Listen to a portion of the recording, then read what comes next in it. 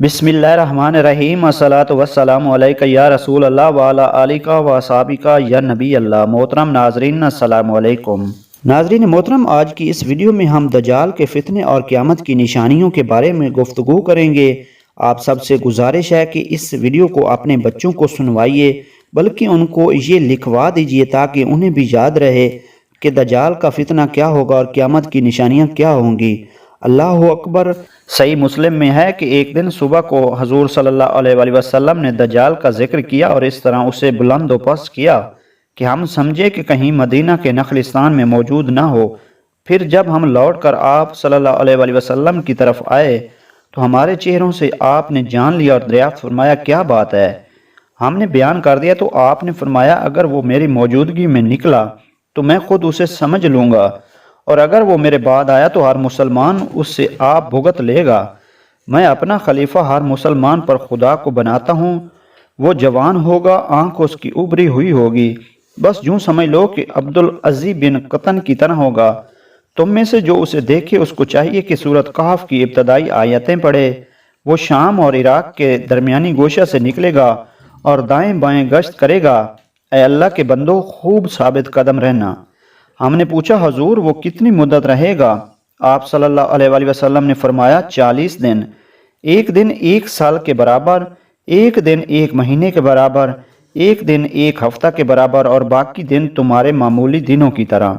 फिर हमने दरियाफ्त किया कि जो दिन साल के बराबर होगा उसमें एक ही दिन की नमाजें काफ़ी होंगी। आपने फरमाया, नहीं, बल्कि अंदाज़ा कर लो। हमने पूछा, या रसूलल्लाह सल्लल्लाहु अलैहि वसल्लम उसकी रफ्तार की सूरत कैसी होगी? फरमाया, ऐसे ही जैसे बादल हवाओं से भागते हैं। एक कौम को अपनी तरफ बुलाएगा, वो मान लेंगे तो आसमान से उन पर बारिश होगी, ज़मीन से खेती और फल उगेंगे, उनके जानवर तरोताज़ा और ज़्यादा दूध देने वाले हो जाएंगे। एक कौम के पास जाएगा जो उसे झुटलाएगी और उसका इनकार करेगी। ये वहाँ से वापस होगा तो उसके हाथ में कुछ न रहेगा। वो बंजर ज़मीन पर खड़ा होकर हुक्म देगा कि ए ज़मीन के ख़जानों निकल आओ, तो वो सब निकल आएंगे और शहद की मक्खियों की तरह उसके पीछे पीछे फिरेंगे। फिर ये एक नौजवान को बुलाएगा और उसे कत्ल करेगा और उसके ठीक 2 टुकड़े करके इतनी दूर डाल देगा कि एक तीर की रफ्तार हो।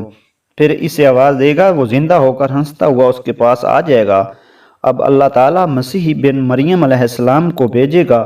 वो दमिश्क के सफ़ेद मशरकी मीनारे के पास 2 चादरें ओढ़े बांधे 2 फरिश्तों के परों पर बाजू रखे हुए उतरेंगे। जब सर झुकाएंगे तो कतरे टपकेंगे और जब उठाएंगे तो मिसल मोतियों के वो कतरे लुढ़केंगे। जिस काफिर तक उनका सांस पहुंच जाएगा वो मर जाएगा, और आप अलैहिस्सलाम का सांस वहां तक पहुंचेगा जहां तक निगाह पहुंचे। आप अलैहिस्सलाम दज्जाल का पीछा करेंगे और बाब लुद के पास उसे पाकर कत्ल कर देंगे। फिर उन लोगों के पास आएंगे जिन्होंने खुदा इस फितने से बचाया होगा। उनके चेहरों पर हाथ फेरेंगे और उनके जन्नती दर्जों की उन्हें खबरें देंगे। अब खुदा की तरफ से हज़रत ईसा अलैहिस्सलाम के पास वही आएगी कि मैं अपने बंदों को भेजता हूँ जिनका मुकाबला कोई नहीं कर सकता। तुम मेरे इन खास बंदों को तूर की तरफ ले जाओ। फिर ये याजूज और माजूज निकलेंगे और हर तरफ से कूदते फांदते आ जाएंगे। बहरा तिब्रिया पर उनका पहला गिरोह आएगा, उसका सारा पानी पी जाएगा, और जब उनके बाद ही दूसरा गिरोह आएगा तो वो ऐसा सूखा पड़ा होगा कि वो कहेंगे शायद यहाँ कभी पानी हो। हज़रत ईसा अलैहिस्सलाम और आपके साथी मोमिन वहाँ कोहे तूर पर इस कदर महसूर रहेंगे कि एक बैल का सिर उन्हें इससे भी अच्छा लगेगा जैसे तुम्हें आज ये 100 दीनार महबूब हैं। अब आप और मोमिन खुदा से दुआएं और इल्तिजाएं करेंगे। अल्लाह ताला उन यानी याजूज और माजूज पर गर्दन की गिल्टी की बीमारी भेज देगा, जिनमें सारे के सारे एक दम में फना हो जाएंगे। फिर हज़रत ईसा अलैहिस्सलाम और उसके साथी ज़मीन पर उतरेंगे। फिर ज़मीन पर बालिश्त भर जगह भी ऐसी न पाएंगे जो उनकी लाशों और बदबू से खाली हो। फिर आप अल्लाह ताला से दुआएं और इल्तिजाएं करेंगे तो बख्ती ऊँटों की गर्दनों के बराबर एक किस्म के परिंदे अल्लाह ताला भेजेगा जो उनकी लाशों को जहाँ खुदा चाहे डाल आएंगे। फिर बारिश होगी जिससे तमाम ज़मीन धुल धुला कर ऐना की तरफ साफ़ हो जाएगी। फिर ज़मीन को हुक्म होगा कि अपने ख़जाने निकाल और अपनी बरकतें लौटा। उस दिन एक अनार एक जमात को काफ़ी होगा और सब उसके छिलके तले आराम कर सकेंगे। एक ऊँटनी का दूध एक पूरे कबीले से नहीं पिया जाएगा।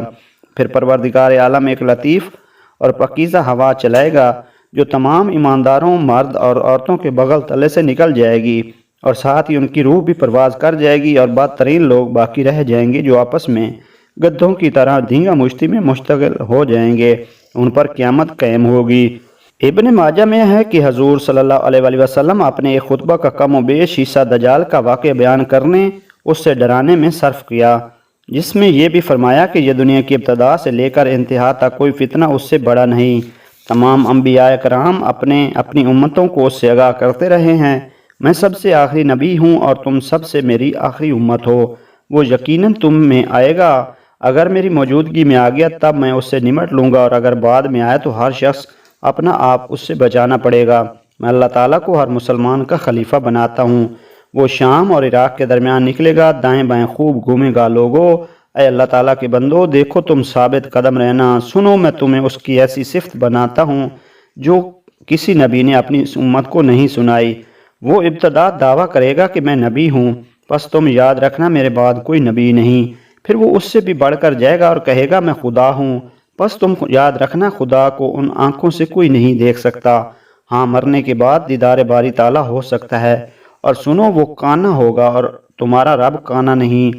اس کی دونوں آنکھوں کے درمیان کافر لکھا ہوگا، جسے پڑھا لکھا اور ان پڑھ غرض ہر ایماندار پڑھ لے گا۔ اس کے ساتھ آگ ہوگی اور باغ ہوگا۔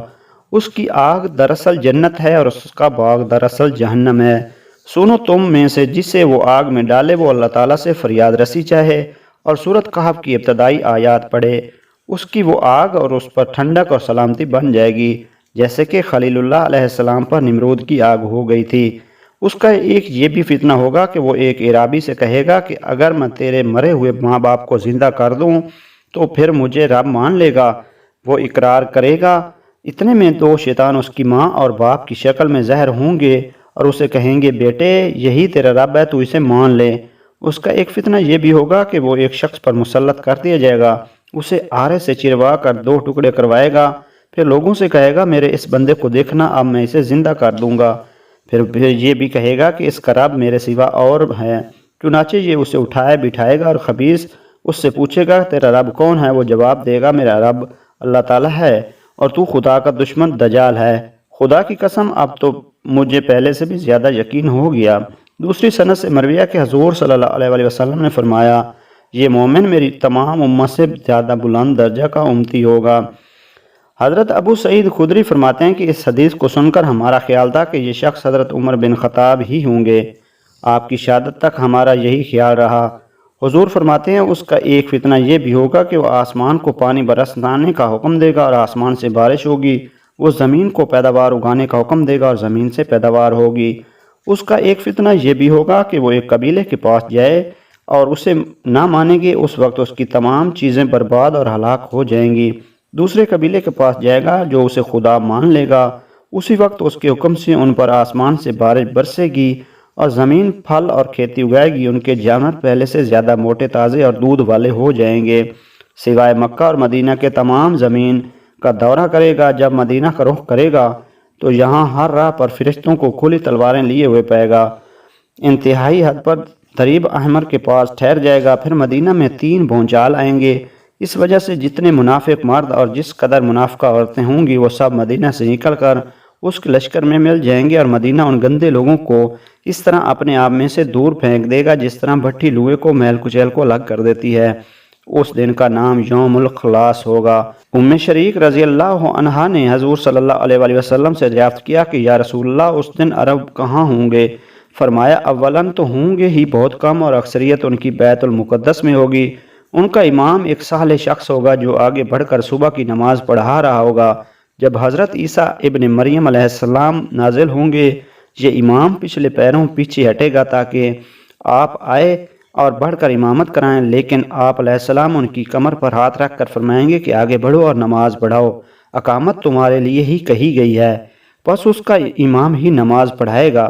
نماز سے فارغ ہو کر آپ علیہ السلام فرمائیں گے دروازہ کھول دو، پس کھول دیا جائے گا۔ ادھر دجال 70,000 یہودیوں کا لشکر لیے ہوئے موجود ہوگا، جن کے سر پر تاج اور جن کی تلواروں پر سونا ہوگا۔ دجال آپ علیہ السلام کو دیکھ کر اس طرح گلنے لگے گا جس طرح نمک پانی میں گلتا ہے۔ اور ایک دم پیٹ پھیر کر بھاگنا شروع کر دے گا۔ لیکن آپ علیہ السلام فرمائیں گے خدا نے مقرر کیا ہے کہ تو میرے ہاتھ سے ایک ضرب کھائے گا، تو اسے ٹال نہیں سکتا۔ چنانچہ آپ علیہ السلام اسے باب لد کے پاس پکڑ لیں گے اور وہیں اسے قتل کر دیں گے۔ اب یہودی بدحواسی سے منتشر ہو کر بھاگیں گے، لیکن انہیں سر کھپانے کی جگہ نہ ملے گی۔ ہر پتھر، ہر درخت، ہر دیوار، ہر جانور بولتا ہوگا کہ اے مسلمان، یہاں یہودی ہے، آخر اسے مار ڈال۔ ہاں، ببول کا درخت یہودیوں کا درخت ہے، یہ نہیں بولے گا۔ حضور صلی اللہ علیہ وسلم فرماتے ہیں پھر عیسیٰ ابن مریم علیہ السلام میری امت کے حاکم ہوں گے، عادل ہوں گے، امام ہوں گے، با انصاف ہوں گے، سلیب کو توڑیں گے، خنزیر کو قتل کریں گے، جزیے کو ہٹا دیں گے، حسد اور بغض بالغ جاتا رہے گا، ہر زہریلے جانور کا زہر ہٹا دیا جائے گا، بچے اپنی انگلی سانپ کے منہ میں ڈالیں گے لیکن انہیں کوئی ضرر نہ پہنچائے گا، شیروں سے لڑ کر کھیلیں گے، نقصان کچھ نہ ہوگا، بھیڑیے بکریوں کے گلے یعنی ریوڑ میں اس طرح پھریں گے جیسے رکھوالا کتا ہو، تمام زمین اسلام اور اصلاح سے اس طرح بھر جائے گی جیسے کوئی برتن پانی سے لبالب بھرا ہوا ہو، سب کا کلمہ ایک ہو جائے گا، اللہ کے سوا کسی کی عبادت نہ ہوگی، لڑائی اور جنگ بالکل موقوف ہو جائے گی، زمین مثل سفید چاندی کے منور ہو جائے گی، ایک جماعت کو ایک انگور کا خوشہ پیٹ بھرنے کے لیے کافی ہوگا، ایک انار اتنا بڑا ہوگا کہ ایک جماعت کھائے اور سیر ہو جائے، بیل اتنی اتنی قیمت پر ملے گا کہ اور گھوڑا چند درہموں پر ملے گا۔ لوگوں نے پوچھا اس کی قیمت گر جانے کی کیا وجہ ہوگی؟ فرمایا اس لیے کہ لڑائیوں میں اس کی سواری بالکل نہ لی جائے گی۔ دریافت کیا گیا کہ بیل کی قیمت بڑھ جانے کی وجہ کیا ہے؟ فرمایا اس لیے کہ تمام زمین میں کھیتیاں ہونی شروع ہو جائیں گی۔ دجال کے ظہور سے 3 سال پیشتر سخت قحط سالی ہوگی۔ پہلے سال بارش کا تیسرا حصہ بحکم خدا روک لیا جائے گا، زمین کی پیداوار کا بھی تیسرا حصہ کم ہو جائے گا، پھر دوسرے سال خدا آسمان کو حکم دے گا بارش کی 2/3 روک لے، اور یہی حکم زمین کو ہوگا اپنی پیداوار 2/3 کم کر دے۔ تیسرے سال آسمان سے بارش کا ایک قطرہ نہ برسے گا، نہ زمین سے کوئی پیداوار ہوگی، تمام جانور اس قحط سے ہلاک ہو جائیں گے مگر جسے خدا چاہے۔ آپ صلی اللہ علیہ وآلہ وسلم سے پوچھا گیا پھر اس وقت لوگ زندہ کیسے رہ جائیں گے؟ آپ صلی اللہ علیہ وآلہ وسلم نے فرمایا ان کی غذا کے قائم مقام اس وقت ان کا لا الہ الا اللہ کہنا، اللہ اکبر کہنا اور سبحان اللہ کہنا اور الحمدللہ کہنا ہوگا۔ امام ابن ماجہ رحمۃ اللہ علیہ فرماتے ہیں میرے استاد نے اپنے استاد سے سنا، وہ فرماتے تھے یہ حدیث اس قابل ہے کہ بچوں کے استاد اسے بچوں کو بھی سکھا دیں بلکہ لکھوائیں تاکہ انہیں بھی یاد رہے۔ جزاک اللہ۔